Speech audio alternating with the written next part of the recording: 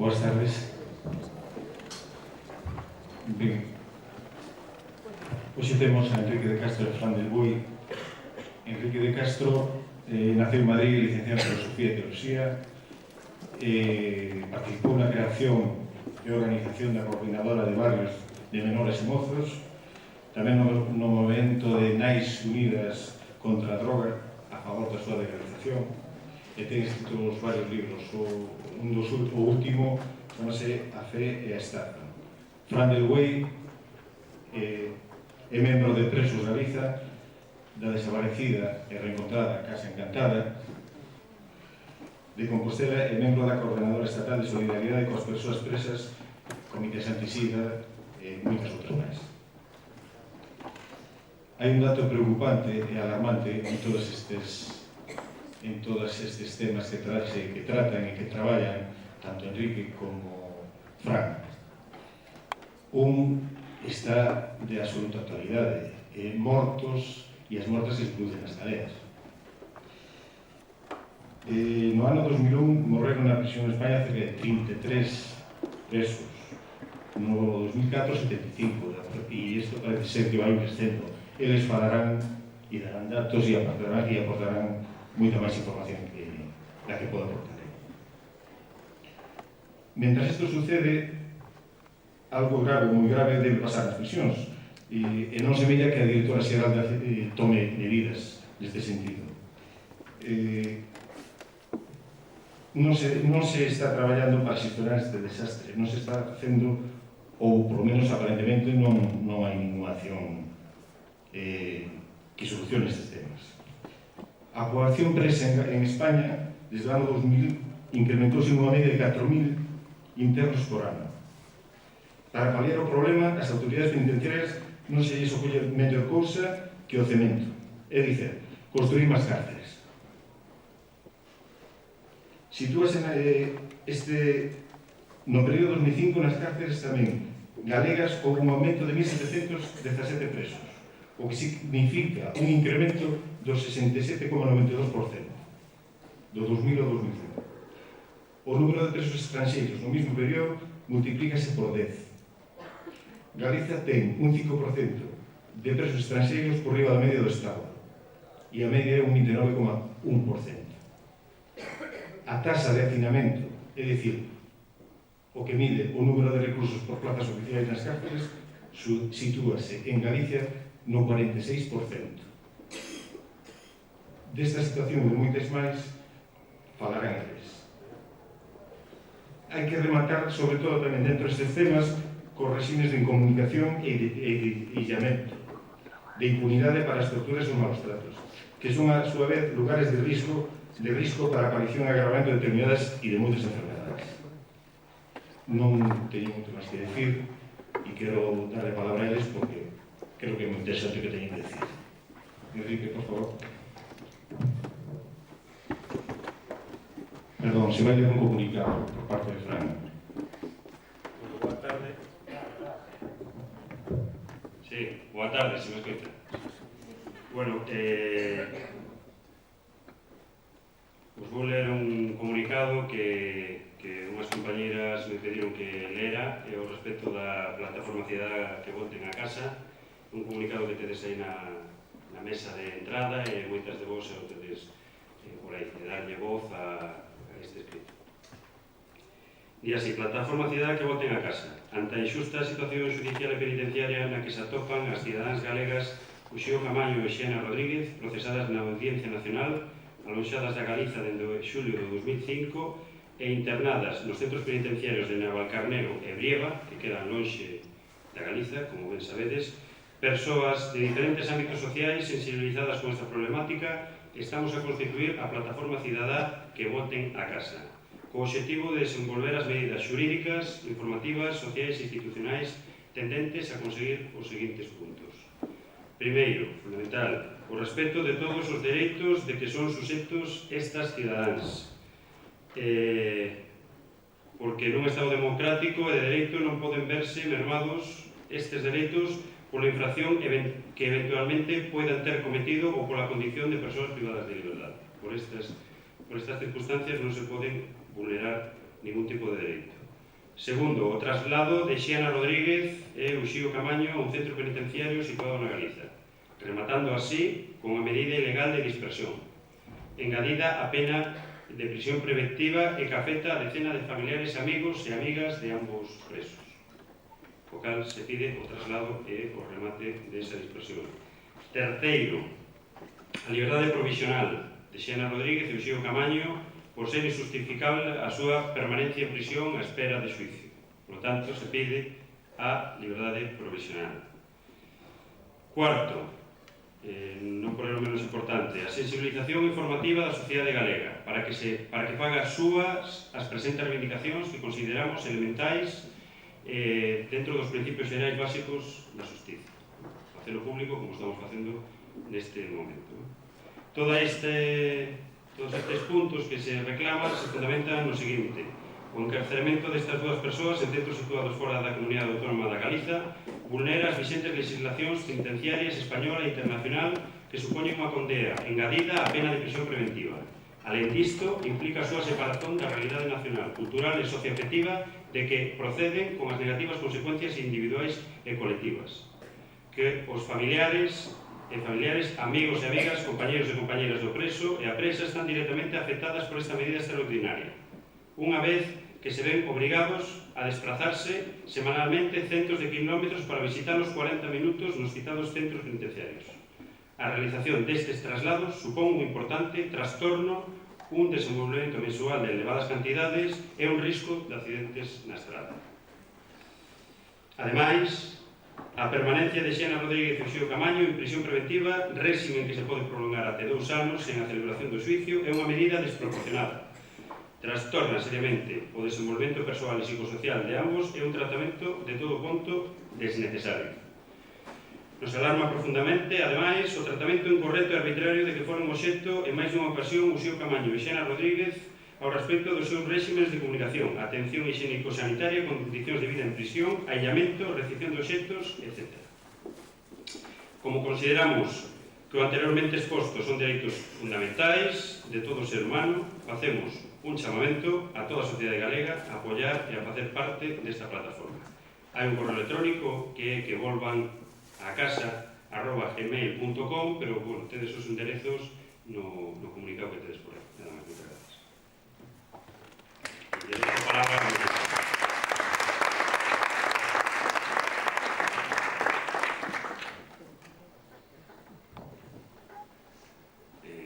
boa tarde, pero a partir de ahora en castellano no sé más, aunque se entienda, no lo sé hablar. Os tengo que explicar un poco dónde estoy y por qué os cuento las experiencias que estamos viviendo.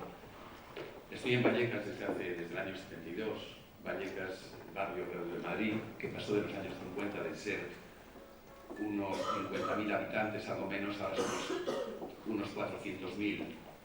Dentro de Vallecas estoy en Entrevías, es el sitio donde me muevo, vivo en el Pozo del Tío Raimundo, son 2 barrios de la zona de Vallecas. Y a partir del año 80 convivo en mi casa con chavales, han pasado muchos por mi casa en estos años, en 16 años, con chavales de los que hemos llamado chavales de la calle. Hoy día muchos de ellos son inmigrantes, sobre todo marroquíes.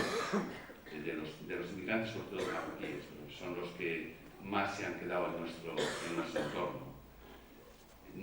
Chavales que a partir, sobre todo en mi casa, han vivido entre los 15 y hasta que se emancipan, 30 años o algunos antes, otros un poco más tarde. Y algunos más pequeños han venido a casa de 12 años o cosas así.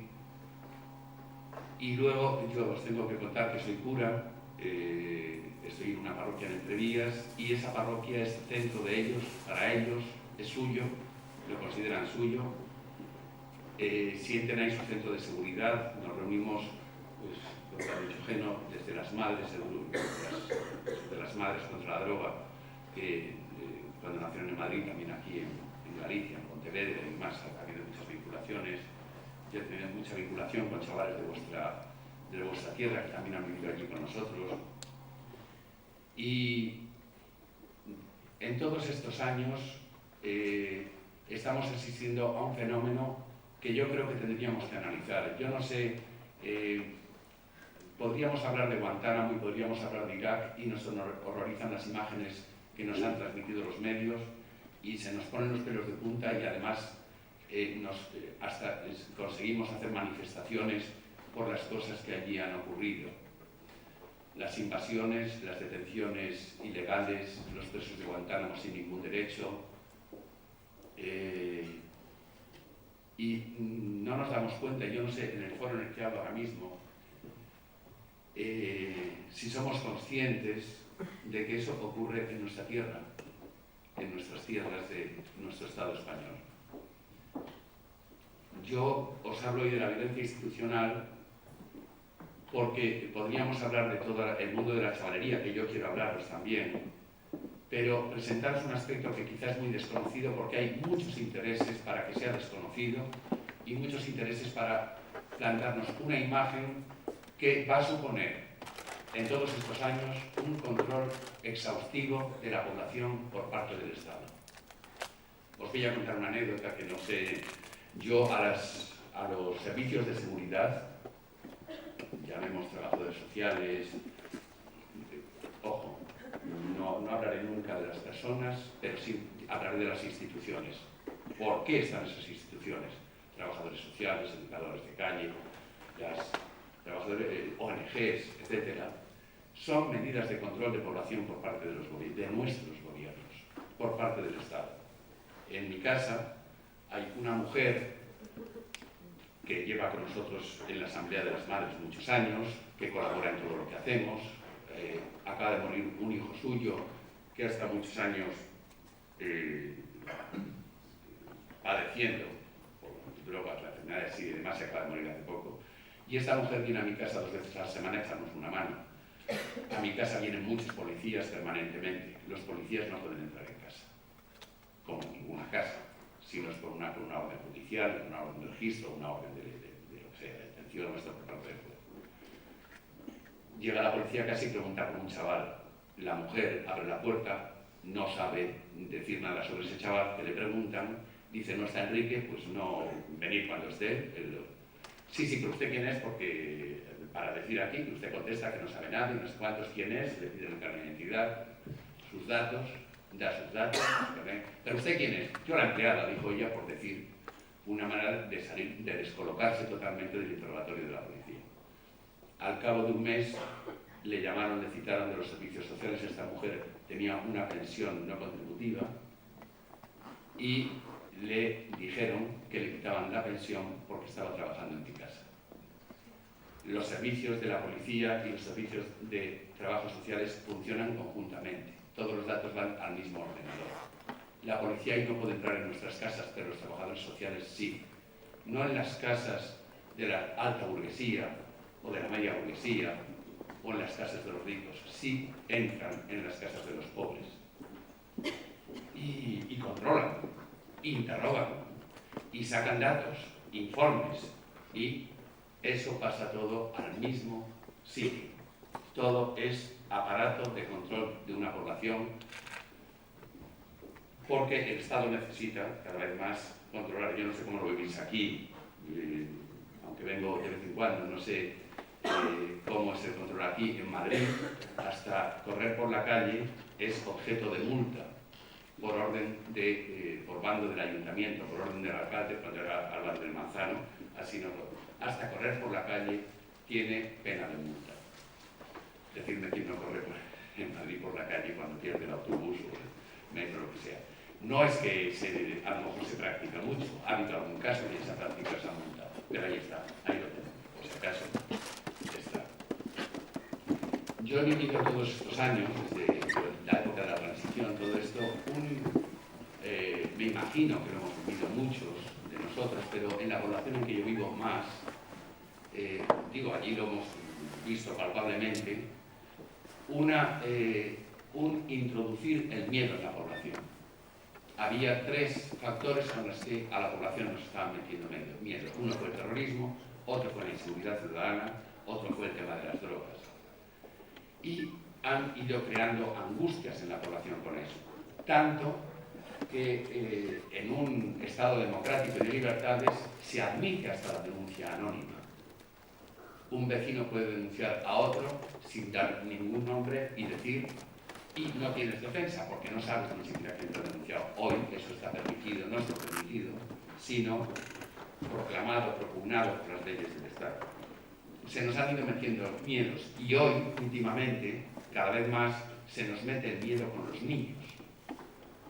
Los niños de 12 años pueden aterrorizar a la población adulta. Hoy ya el control policial se extiende a los mismos colegios, dentro de los mismos colegios. ¿Qué ha ocurrido en todo este tiempo? Yo, viviendo en el Pozo del Tío Raimundo, el Pozo del Tío Raimundo era el barrio pecero, uno de los barrios peceros por excelencia, ahí nació el Grapo, de ahí era Capitán Arenas. Era una población que en el franquismo tuvo su propio alcalde elegido por los vecinos, y cuando fue Franco al Pozo del Tío Raimundo, que quería visitar a Padre Llanos y ver aquello como estaba, le restituyó al alcalde del Pozo. No es pueblo, no es allí, sin embargo tenía su alcalde y fue recibido Franco por el alcalde con su vara. El Pozo luchó y peleó, como se peleó en Vallecas, como se han peleado en otras poblaciones de España cuando se generó el movimiento ciudadano por la vivienda. Allí los vecinos construyeron sus propias casas, diseñaron ellos el barrio y eso es. Hoy estos vecinos salen con cartas a la calle, esto ya en el año 80 y pico, o el 90, una pancarta presidiendo que ponía, decir esto, drogatas fuera del barrio como las ratas, los vecinos del barrio contra sus propios hijos y contra la población gitana que siempre ha convivido ahí porque ahora pues se achaca a los gitanos. El pueblo del Pozo del Tío Raimundo está enrejado de arriba abajo con todas las puertas de seguridad. Se crearon en los años 80 3.000 y pico empresas de seguridad en España. Es decir, que cada vez se iba generando miedo en la población protegiéndose y se protege de su misma gente, de sus mismos vecinos y de sus propios hijos. Hoy con los niños, no solo, sino que estamos asistiendo a una cosa que es rarísima, o por lo menos a mí me parece que es incluso una aberración, el hecho de que los padres tengan que denunciar a sus hijos a la propia policía. Yo creo que ha habido una pérdida una dejación de funciones por parte de padres, por parte de maestros, por parte de los estamentos, que naturalmente, durante siglos, han tenido la custodia de los niños. Los padres, padre y madre, y los maestros. Hoy los padres no pintan nada para los hijos, se les puede quitar la tutela simplemente por una orden administrativa de las comunidades respectivas a través de la comisión de tutela, y el maestro ya no es el valedor natural del niño. Hay un consejo de disciplina, si un niño se porta mal, el maestro se orilla, se nombra un instructor, se decide cómo es el comportamiento del niño, se avisa a los trabajadores, a los servicios sociales del ayuntamiento, estos tienen que decir la comisión de tutela interviene y amenaza. El niño ha perdido sus seguridades naturales, la del padre, que le daban sus protectores, sus padres, y las que le daban los maestros. Hoy dependen de organismos que además desconocen totalmente a los niños. Y esto no ocurre en todas las clases sociales, ocurre en las clases pobres, en las clases de los excluidos, de tal manera que cada vez más se va criminalizando a esas familias. Hoy hay familias enteras criminalizadas, pero muchas. Se ponen como medidas para quitar la tutela hasta las faltas de higiene. Yo recuerdo un auto de una juez que le habían quitado la tutela a un niño de un barrio de estos periféricos de Madrid, y ella, cuando ve las causas que ponen de falta de higiene, de falta de atención, de descuidado en la ropa, de sucio, muchas cosas similares, de un chico con un cierto carácter agresivo, que no... La juez dijo, si yo a este niño le quito la tutela, tendré que quitarla a todos los niños de ese barrio. Tendré que quitar la tutela de los padres y dársela a la comisión de tutela. No sé si, claro, al estar lejos, no sé si lo vemos, lo que nos hace la convivencia el poder vivir con estos propios chavales, estar con ellos en la calle cuando han venido a buscarnos, porque han buscado protección, es descubrir que estos niños lo primero que tienen ellos es miedo. Ese miedo que se va generando en la sociedad les alcanza a ellos, porque ahora ellos ya no tienen seguridad en sus valedores naturales, digo, y tienen miedos. Y cuando un niño tiene miedo, se vuelve agresivo, se defiende, porque tiene miedo. Es igual que un perro. En ese sentido, nuestro componente animal existe. A un perro se le castiga y el perro por miedo ataca. Es por miedo. Ni siquiera hay una percepción de amenaza o... Yo, chavalillos que han vivido en mi casa, yo les veía llorar por la noche. Buscaban la caricia y el beso, el abrazo. Necesitaban, nosotros decíamos que eran luchadores tempranos porque se buscaban la vida muy tempranamente, en la calle. Un chaval, me acuerdo, que me esperaba a la 1 de la madrugada en casa, en la puerta de casa, no subía al piso. Y digo, ¿pero por qué no me esperas arriba? Y dice, ¿sabes que tengo miedo? La casa estaba vacía, yo vivíamos en un momento solos. Y digo, pues no entré aquí en la calle es mía. En la calle era su espacio natural, eso no... Ahí se sentía más protegido que en la casa. En la casa decía, entró un hombre por la ventana. Tenía miedos de infancia no cubiertos, por desatención de los padres, muy posiblemente, y por más relaciones que se pueden a veces descubrir en determinadas familias. Pero eso a él le había lanzado a buscar otros espacios, a buscar protección con los amigos o con los colegas. Entre ellos, al formar grupos, se protegen, ya se sienten un poco más seguros. Juntos se buscan la vida, pero les faltan los referentes adultos en los que apoyarse, porque siendo niños son muy inseguros y tienen muchos miedos. ¿Qué es lo que produce el miedo en ellos? La falta de afecto, las carencias afectivas. Cuando hay carencias afectivas, hay inseguridad. Y hay otra cosa con eso, que no sé si esta reflexión se ha hecho despacio y se ha recogido. Otro factor, otra consecuencia de la carencia afectiva es la falta de ética. Se dice de estos chavales que son malos. Otros dicen, hombre, pobrecitos, son buenos, pero ni buenos ni malos, son aéticos, amorales. No existe ningún principio ético en ellos, porque al faltar cariño no saben a quién apuntar.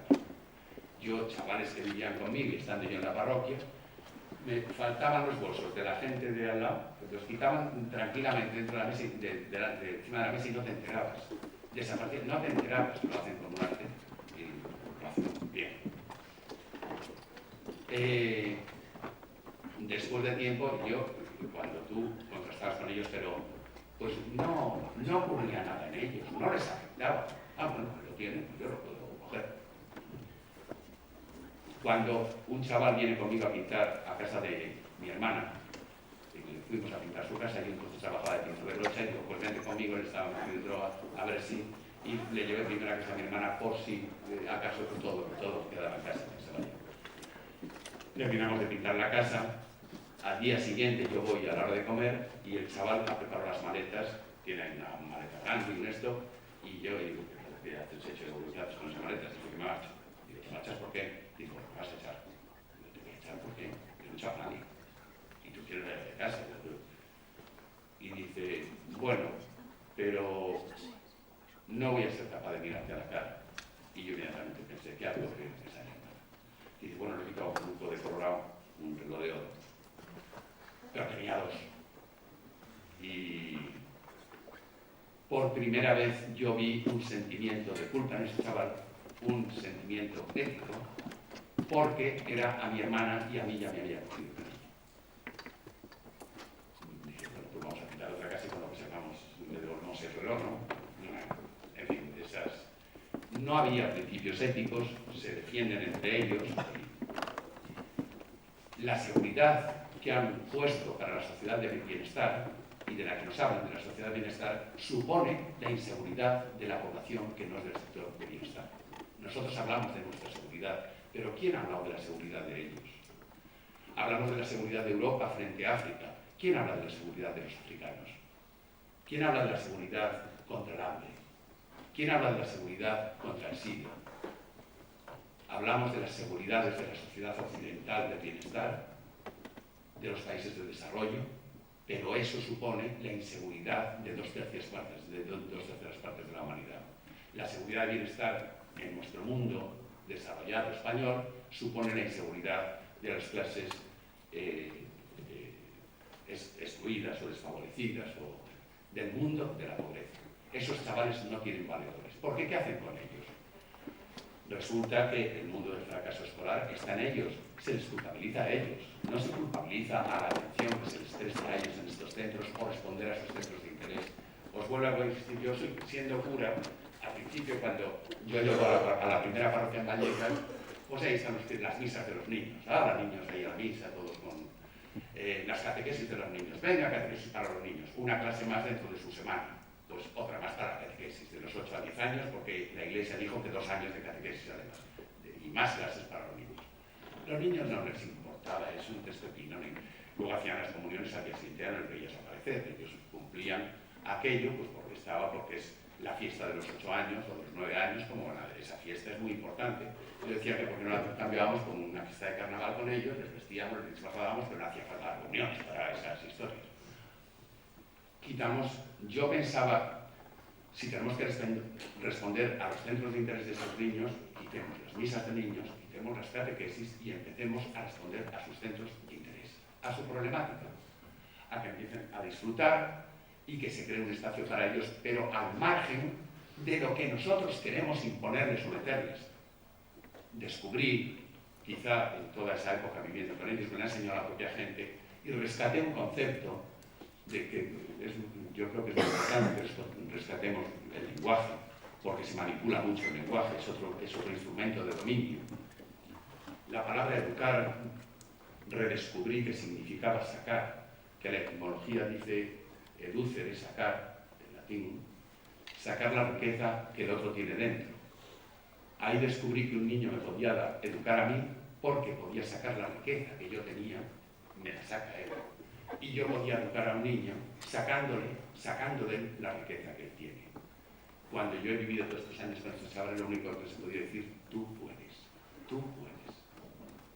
y no tengas miedo, y puedes estar seguro. Claro, eso nos ha llevado a nosotros, no a ser simplemente afectivos con ellos, afectuosos, no, teníamos que ser cómplices de ellos, y teníamos que contaminarnos con ellos, y yo tenía que vivir su mundo de calle, vivir su mundo de noche. Me enseñaron el mundo de noche de Madrid, soy un buen conocedor de la noche madrileña.